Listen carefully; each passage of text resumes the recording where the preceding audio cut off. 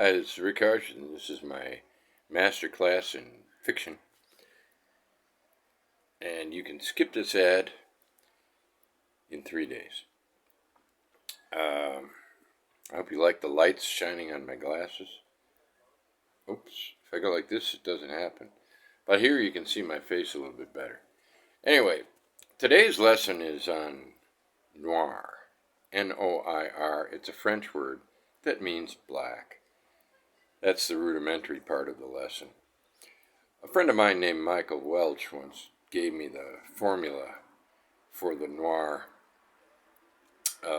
film, which I suppose is followed by the noir tradition in the books. In noir, you generally have a leading man who's pretty smart and never as smart as he thinks he is. You have another character who's called the femme fatale. She varies a great deal in wickedness, is not always entirely wicked, but she is always cause for some grief and is generally nearly honest, like one step from being honest. And then you have any kind of plot that requires the man who's not quite as smart as he needs to be or thinks he is to solve a problem or find something or whatever, and he usually does it at behest of the femme fatale. But to make it true noir, you need a cast of characters besides them. And the best example in film that I can think of is Peter Lorre as a minor character in noir. Sidney Greenstreet is another one. And anyway, the more accomplished noir films and books have an interesting cast of extras, and that usually noir ends up as a tragedy.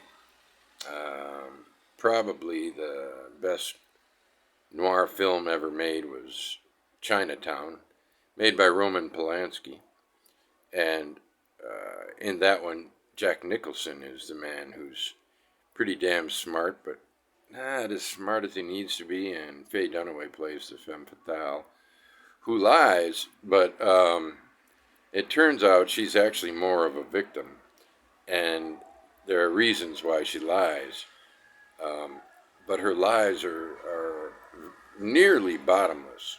You know, she has to lie to cover up one thing because that covers up another thing, which covers up another thing.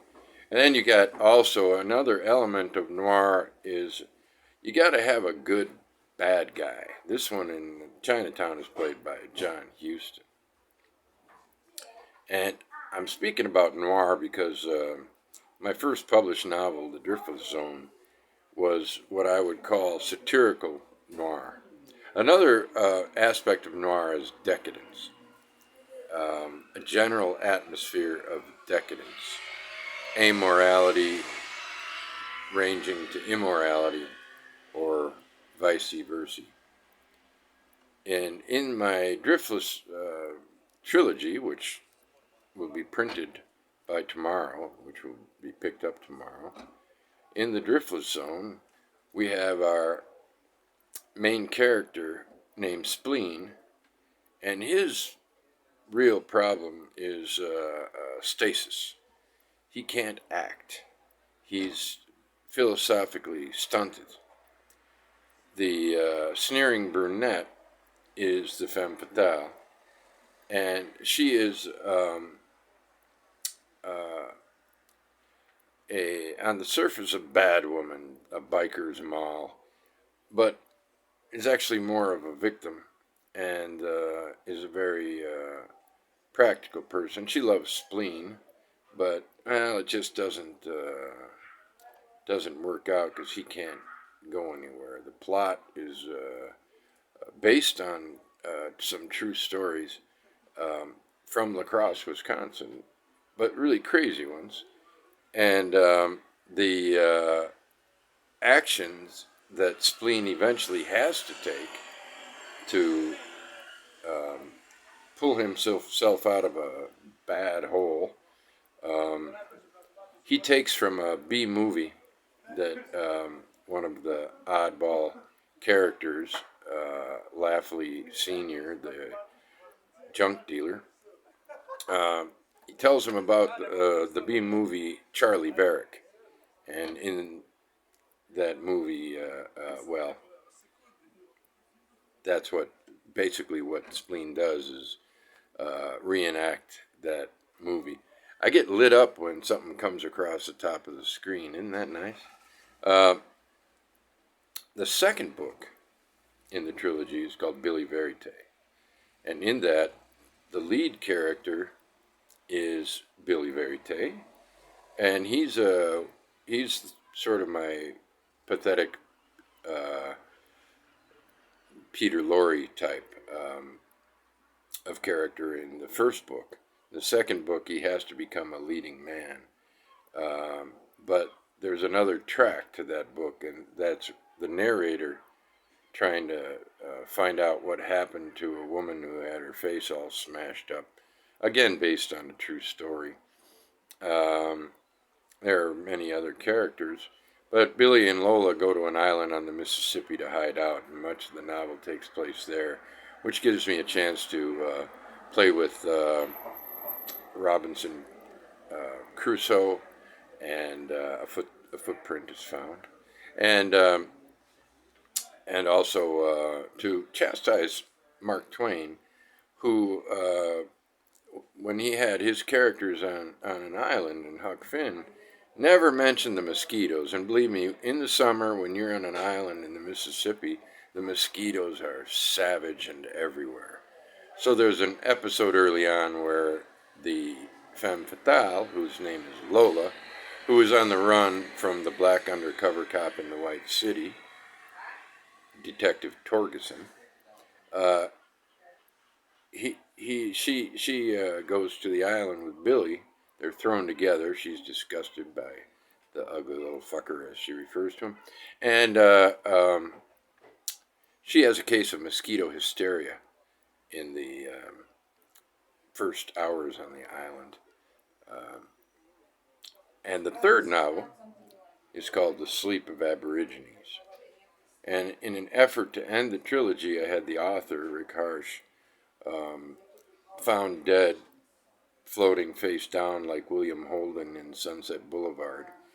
And uh,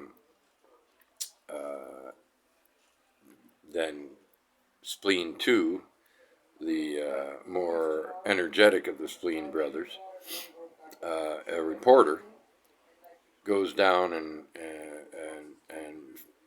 to the city. He lives up on a farm, up on the ridge. He goes down and he goes to see what's going on, and he decides that even though he's supposed to leave that day with his wife, the brilliant redhead, and their two kids, he decides to stay and solve the murder of Rick Harsch. And it turns out there's a surprise femme fatale in the book, and it's not the one you're led to believe. It's not Candida Sickles. Um, and I'm not going to tell you who it is because you have to read the book. These three novels are in one fat pocketbook, or will be tomorrow by 1 o'clock. And soon after that, George Salas's book, Sea Above, Sun Below, will be published. And that's your little lesson on noir.